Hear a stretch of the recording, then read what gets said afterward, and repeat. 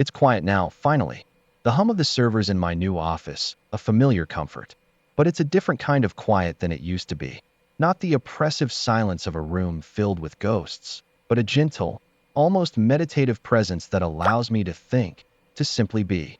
For a long time, the only sound in my head was a cacophony of shattered trust and betrayal, echoing in an empty space where my dreams once lived. I was Ben Carter, and I built an algorithm. Not just any algorithm, but one that could revolutionize how we interact with data, predict complex patterns with uncanny accuracy. It was my life's work, every line of code a piece of my soul, meticulously crafted over years of sleepless nights fueled by cheap coffee and an unshakable belief in what I was creating. Seattle was my world, a city of endless rain and endless possibilities, and I was on the cusp of bringing something truly groundbreaking to it. I was 29, brilliant in my own way, a savant with logic and systems, but utterly lost when it came to the nuanced, often treacherous, landscape of human interaction. That's where Chloe came in. She was a whirlwind, all sharp edges and dazzling smiles, with a presence that filled any room she entered. We met at a startup mixer, one of those awkward events I usually tried to avoid. I was nursing a lukewarm soda, trying to look busy on my phone, when she found me.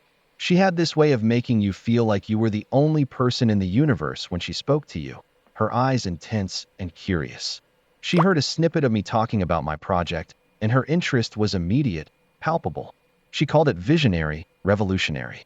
She saw the potential, she said, the raw power locked away in my code, and she saw the gaping hole in my ability to bring it to market.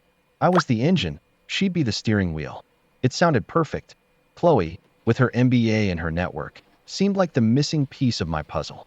She spoke of partnerships, venture capital, scaling, all the things that made my head spin and my palms sweat. I just wanted to build. She loved the grand vision, the potential impact. She handled the pitch decks, the legal documents, the networking, all the uncomfortable, necessary evils that kept me from my true passion, the code. Then there was Mr. Davison. He was a legend in the tech VC world, a man whose name opened doors and whose advice was considered gospel. Chloe introduced him to me as her longtime mentor, someone who saw her potential early on, just as she saw mine. Davison had this calm, knowing gaze, a silver-haired gravitas that exuded wisdom and experience. He spoke in measured tones, offering insights that always felt profound, guiding us toward what he called strategic alignment and market dominance. He became a paternal figure, a trusted advisor who seemed genuinely invested in our success, my success. He often told me, "Ben, your genius is undeniable. My only job is to protect that genius, to give it the runway it needs to soar." He'd put a hand on my shoulder, and I'd feel a surge of gratitude, a sense of security I hadn't realized I was craving. It felt like a dream, this team, a brilliant triumvirate. Ben, the creator; Chloe, the charismatic visionary; Davison, the wise guide. What could go wrong? In the beginning, everything was exhilarating. The algorithm, which I affectionately called Hermes, for the messenger of the gods, the one who navigated all paths, was showing incredible promise in early simulations. Chloe secured our first round of seed funding, thanks in no small part to Davison's connections. We moved into a sleek, minimalist office space, and I hired a small team of engineers, all of whom shared my quiet dedication to the craft. Chloe was a force. She was constantly on calls, jetting off to meetings, always bubbling with new ideas and market strategies. I adored her energy, envied her effortless confidence. Sometimes, I'd catch her staring at my whiteboard, covered in complex mathematical equations, a strange, almost calculating look in her eyes. But then she'd smile, and the look would vanish, replaced by her usual vibrant enthusiasm. She'd say something like, "It's beautiful, Ben. Pure magic." And I'd blush, flattered, my awkwardness momentarily forgotten. There were whispers, of course, faint dissonances in the symphony of our progress. One afternoon, I was reviewing a quarterly financial report, something I rarely did, preferring to trust Chloe implicitly, and noticed a significant expenditure listed simply as consulting fees to a firm I didn't recognize. It seemed unusually high. When I asked Chloe about it, she waved a dismissive hand. "Oh, that? Just some strategic market analysis, proprietary stuff. Davison's connections, very high level. Nothing for you to worry your brilliant head about, Ben. You stick to the code. Your focus is invaluable. She said it with such an air of certainty, such a charming smile, that I felt foolish for even bringing it up. My stomach did a little flip, a tiny knot of unease, but I pushed it down. She was right. Business wasn't my forte. Another time, one of the junior developers, a bright-eyed young woman named Maya, came to me with a concern. She'd been working on integrating a new security protocol and noticed some unusual permissions in the root directory, seemingly unrelated to our current project scope. She thought it might be an oversight. When I forwarded her concern to Chloe, Chloe called me directly, her voice a little sharper than usual. Ben, she sighed, Maya is a good engineer, but she's green. We're dealing with highly sensitive client data, and some of these protocols are for future-proofing. There's a lot she doesn't understand about the big picture. Trust me, it's handled. Just tell her to focus on her sprint. I did, feeling vaguely uncomfortable, but again, I deferred. Chloe knew the big picture. I didn't. Looking back, these were the first tremors, the faint rumblings before the earthquake. I was so deeply entrenched in the logic of my code, in the pursuit of perfection within my digital world, that I failed to see the subtle erosion of my real-world foundation. My focus was a shield and a blindfold. As the launch date drew closer, the pressure intensified. I was practically living in the office, fueled by energy drinks and the sheer exhilaration of seeing my creation come alive. Chloe became more elusive, her schedule packed, her phone perpetually buzzing. She'd often send me cryptic updates about investor negotiations and strategic partnerships that required her utmost attention. My role, she reiterated, was to ensure Hermes was flawless. That was my domain. I started to feel a growing sense of isolation. My engineering team looked to me, but I felt increasingly disconnected from the overarching direction of the company. Decisions were being made, big ones, without my input. Chloe would present them as fait accompli, always with a logical, persuasive rationale. We need to restructure our legal entity to attract larger series of funding. Davison advises it. Or, we're streamlining our internal communication. All key decisions will now be routed through me to ensure efficiency. It all sounded so professional, so legitimate, yet each announcement chipped away a piece of my sense of ownership, my sense of control. My anxieties began to manifest physically. I found myself clenching my jaw, grinding my teeth at night. My sleep became fitful, punctuated by vague, unsettling dreams. I'd wake up with a feeling of dread, a sense that something was wrong, fundamentally off-kilter, but my rational mind couldn't grasp it. I tried to talk to Chloe, to voice my vague unease. She'd always respond with a warm, reassuring smile, sometimes even a sympathetic touch on my arm. Ben, you're just stressed, she'd say. It's natural before a major launch. You're pouring everything into this. It's hard to let go of control, but you have to trust the team. Trust me. You built the brain, we're building the body around it. Davison agrees you need to delegate more. Davison would often drop by my office, not to discuss code, but to offer emotional support. He'd tell me stories about other brilliant founders, people who got lost in the weeds of their creations, unable to transition to the demands of leadership. He'd commend my focus, but gently suggest that my intense dedication might be making me a little paranoid. He'd say, Ben, you have a unique mind. Don't let the anxieties of the business world contaminate your genius. Let Chloe handle the noise. She's exceptional at it. His words, seemingly kind, had the subtle effect of making me question my own judgment, to dismiss my instincts as mere stress-induced jitters. I began to feel like I was going crazy, that my own anxieties were the problem, not anything external. I was being managed, not as a founder, but as an unstable asset. The psychological pressure mounted. I started to doubt myself, to believe their narrative that I was too naive, too technically focused, too socially awkward to understand the real world of business. My gut screamed, but my mind, conditioned by years of logical problem solving, couldn't find a definitive bug in their perfectly crafted explanations. It was like trying to debug a program where the errors were not in the code itself, but in the compiler, or worse, in the very operating system I trusted. One particularly unsettling incident cemented this feeling. Chloe presented me with a final draft of the investor prospectus, a massive document filled with legal jargon. She emphasized that it was crucial for the upcoming series be round and needed my sign-off as co-founder. I tried to read through it, my eyes glazing over the legalese. But a phrase caught my attention: founder and lead technical consultant. The co-founder designation I was used to seeing seemed to be relegated to a secondary clause, almost an afterthought. I pointed T out to Chloe. My finger traced the words on the page. Chloe, what's this lead technical consultant part? And why is co-founder buried so deep? She sighed, a patient, slightly exasperated sound. Ben, it's just semantics. Standard operating procedure for high-growth companies. We're showing potential investors that you're focused on product, not getting bogged down in legal minutiae. It's a strategic framing. Davison insisted it clarifies roles for potential board members. It doesn't change anything about your ownership, your equity. Your name is still on everything that matters. She smiled, her eyes sparkling. Just a formality, my genius. Trust me. I hesitated, my fingers still hovering over the offending phrase. It felt wrong. My heart pounded a little faster.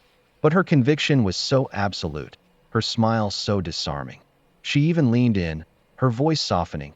I know it's a lot to take in, all this business stuff. But this is for us, Ben. For our company. To make sure Hermes flies. I swallowed, the doubt still a bitter taste in my mouth. But her words, her apparent sincerity, began to erode my resolve. I wanted to believe her. I needed to believe her. I wanted my AI to fly more than anything. I signed. The pen felt heavy in my hand, like signing away a piece of myself. That signature, that moment of succumbing to her gaslighting, was the key. It opened the door for them.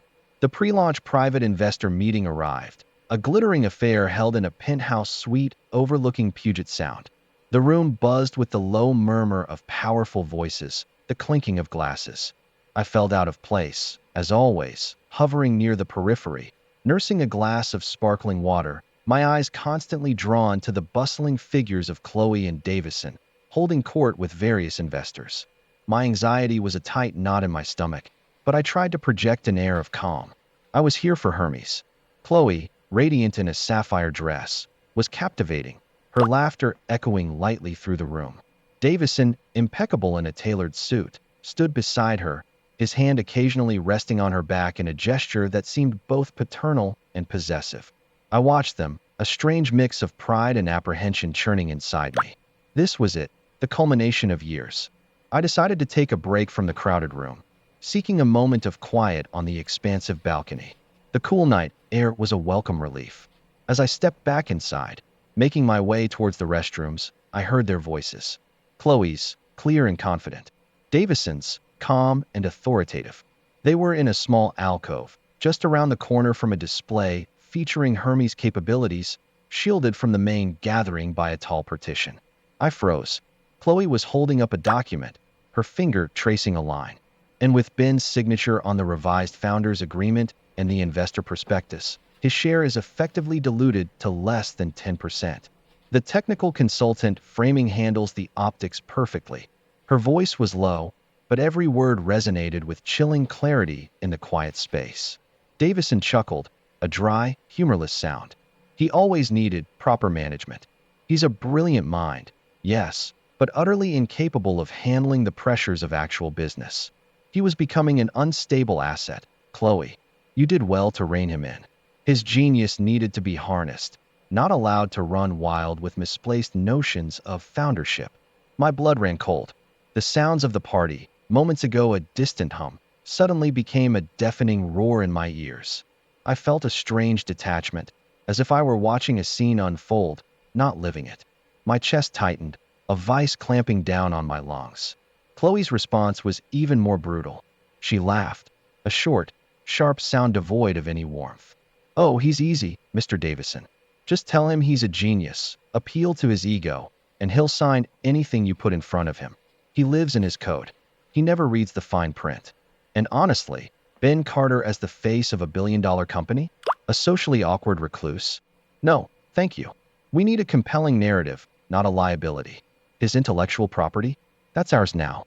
He'll get his little consultant fee, enough to keep him tinkering, but the credit, the real wealth, that belongs to those who understand how to build an empire. I felt a violent shudder run through me. My vision blurred for a moment. I could feel the tremors starting in my hands, then spreading through my arms.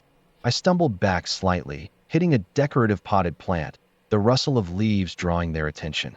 They turned, their faces shifting from conspiratorial smiles to masks of shock. Chloe's eyes, usually so vibrant, were cold, flat. Davison's calm demeanor fractured, replaced by a flicker of irritation, quickly masked. "Ben, what are you doing here?" Chloe asked, her voice surprisingly steady, though a vein throbbed faintly in her temple. I couldn't speak. My throat was constricted, my jaw locked. My eyes darted from Chloe to Davison, then to the document still clutched in Chloe's hand. It was one of the revised contracts I'd signed, the one with the technical consultant phrasing. Only now I saw the true weight of its implications. My name, my equity, my life's work, systematically dismantled. Chloe stepped forward, regaining her composure with terrifying speed. She even managed a faint, patronizing smile. "Ben, you misunderstand. We were just discussing strategic positioning. It's complex." I found my voice, a raw, strangled whisper. "You stole it. My company, my algorithm, my life." Davison moved then, placing a hand on Chloe's arm, a silent command. He turned his calm, assessing gaze on me. "Ben, let's be rational. Your algorithm is extraordinary. We've always acknowledged that. But raw genius, untempered by business acumen, is a volatile thing. We were protecting your interests and the company's future. You're simply not equipped for this level of responsibility. Chloe and I were ensuring the project reached its full potential beyond what you, with all due respect, could manage." He looked at me as if I were a child having a tantrum, an inconvenient obstacle. Chloe's voice was sharper now, cutting through my shock. "Honestly, Ben, did you truly think you could run a company like this? You barely talk to people. You live in a spreadsheet. Genius like yours needs proper management. It needs a handler. We were giving you the freedom to create, while we handled the messy parts. It's for the best. For everyone." And she reached for the documents, as if to tuck them away, to make the evidence disappear. My mind reeled. The casual cruelty of their words, the utter disregard for my personhood, for my contributions. It wasn't just my company they were stealing, it was my identity. I saw it all then. The countless dismissed concerns, the vague explanations, the subtle undermining of my confidence. Every patronizing smile, every reassuring touch, every "trust me." It was all a carefully orchestrated performance. I wasn't their partner. I was their mark. My vision, my passion, my very awkwardness had been weaponized against me. A sudden, overwhelming wave of nausea hit me. My stomach lurched. I felt utterly, completely gutted. It was worse than anger, worse than fear. It was a profound, soul-deep betrayal that threatened to hollow me out entirely. I stared at them, Chloe's cold, calculating eyes, Davison's dismissive, superior gaze. And in that moment, something shifted inside me. The naive, trusting Ben Carter shattered into a million pieces. I left the party then, not with a scene, not with shouting, but with a silent, burning rage that consumed every inch of me. My legs moved on their own, carrying me out of the building, past the valet, into the cool Seattle night. I walked aimlessly for hours, the rain beginning to fall, mingling with the tears that finally escaped, hot and stinging. Each drop felt like a fresh wound. The city lights blurred through my vision, each one a reminder of a future I thought I had, now snatched away. I ended up at my apartment, the one I'd barely slept in for months, the air stale, the silence oppressive. I collapsed onto my bed, fully clothed, the weight of the world pressing down on me. I didn't sleep. I just lay there, staring at the ceiling, my mind replaying every conversation, every interaction, every red flag I had so foolishly ignored. The algorithmic lie wasn't just about my code. It was about the carefully constructed deception that had surrounded my entire professional and personal life. The raw pain lasted for days. I didn't answer calls or texts. I barely ate. My world had imploded. I was a broken circuit, sparks flying, but no logic connecting the pieces. The feeling of being so thoroughly used, so utterly underestimated, was a poison. I hated them. I hated myself for being so blind, so stupid, so easily manipulated. My brilliance in code, my ability to see patterns, had been utterly useless in the face of human deceit. Then, slowly, through the fog of despair, a different feeling began to emerge. A cold, hard resolve. A fire. It started as a tiny spark, fueled by humiliation and injustice, and quickly grew into an inferno. They thought I was naive. They thought I was an unstable asset. They thought I'd just roll over. They had no idea who they were dealing with. They saw my awkwardness as weakness. I saw it as a singular focus, an ability to see what others missed. And right now, what I saw was a path to expose their fraud. I began to work, not on code, not on algorithms, but on reconstruction. I went through every email, every shared drive, every version control commit. My meticulous habits, once mocked as obsessive, became my most potent weapon. I found the original legal documents, the ones Chloe had subtly swapped out for revised versions. I found the financial records, the consulting fees that flowed directly into shell companies traced back to Davison. And Chloe. I found the early incorporation papers, clearly stating my 80% ownership as the founder before the gradual, insidious dilution began. My mind, so accustomed to logical patterns, started to piece together their entire scheme. It was elegant in its cruelty, layered in its deception. They had planned this from the start, seeing me as a convenient tool, a means to an end. My genius was just a commodity to be exploited. I didn't stop there. My phone. I'd always had it recording random ambient sounds in the background when I was working or in important meetings, a habit I'd picked up years ago to help me remember conversations, especially when my social anxiety made me miss details. I scrolled through months of recordings, my heart pounding with a grim determination. And then I found it. Fragments. Small snippets of conversations, seemingly innocuous at the time, but now, with the context of their betrayal, chillingly clear. Chloe's dismissive tones, Davison's calculated advice, even a few choice words about managing Ben and reining him in. I meticulously organized everything. Original contracts, revised contracts, financial discrepancies, recorded conversations. I created a timeline, a damning narrative of their fraud, each piece of evidence cross-referenced, irrefutable. I didn't want to just win. I wanted to expose them completely, to burn down the entire rotten structure they had built on my back. The decision to go public was not made lightly. It meant destroying the company I had poured my life into, delaying the launch of my AI, sacrificing the years of hard work.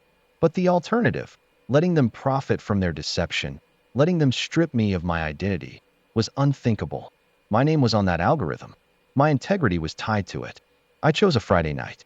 I uploaded everything to a secure, anonymous server, then shared the link across major tech forums, investigative journalism outlets, and social media platforms. I included a raw, unedited statement, detailing my story, showing the evidence, explaining the methodical way they had systematically gaslight and robbed me. I called it the algorithm's lie, how my vision was stolen. The internet, with its insatiable appetite for drama and justice, exploded. The public reaction was immediate and ferocious. My story resonated deeply within the tech community, especially among founders who had experienced similar betrayals or feared them. The evidence was too overwhelming, too meticulously compiled, to be dismissed. Screenshots of original documents side by side with fraudulent ones. Audio clips of their damning conversations. The firestorm was immense. The company launch, scheduled for the following Monday, was halted instantly. Investors pulled out. Media swarmed. Chloe and Davison, caught completely off guard, tried to issue statements, deny everything, but their words were drowned out by the sheer volume of evidence and public outrage. Legal repercussions followed swiftly. Lawsuits, investigations, frozen assets. Their empire, built on deceit, crumbled in days. It was a hollow victory in some ways. Hermes, my beautiful algorithm, became synonymous with the scandal, its launch indefinitely stalled, its future uncertain. I lost the company, the gleaming office, the dream of immediate, global impact. There was no grand personal fortune, no instant fame. The emotional scars ran deep, the trust one once placed in others, shattered. But I gained something far more precious. My integrity, my name, and a fierce, unshakable self-knowledge. I learned that my quiet strength, my focus, my meticulous nature. These were not weaknesses to be exploited, but formidable assets. I learned that true genius isn't just about creating. It's about discerning truth from deception, about standing firm in the face of betrayal. The healing was a long, arduous journey. Therapy helped. Talking about it, dissecting the manipulation, slowly rebuilt my sense of self-worth. I learned to distinguish between healthy collaboration and insidious control. I started building a small, new tech company. No venture capitalists at first, just a small, dedicated team. This time, I was at the helm, not just the engine. My new company, Phoenix Labs, is built on a foundation of absolute transparency. Every contract is reviewed by multiple parties. Every financial decision is open for discussion. Every team member understands the big picture and has a voice. It's a culture meticulously crafted to be the antithesis of the one that almost destroyed me. Hermes is still there, too, slowly being re-engineered, refined. But it's different now. It's not just a collection of code. It's a testament to resilience. It will launch one day, under a different name, a different banner, a different ethos. It will be built on honesty, not lies. The scar tissue is thick now. I'm no longer the naive, socially awkward programmer who hid behind his screen. The experience hardened me. Yes, but it also made me sharper, more discerning, more deeply connected to the values that truly matter. I still prefer code to crowded rooms, but I've learned to navigate both. I've learned that trust is earned, not given freely, and that the most dangerous algorithms aren't in machines, but in the manipulative hearts of people. I'm rebuilding, brick by transparent brick. It's a slower path, a harder one, but it's mine. And this time, I'm the one holding the steering wheel.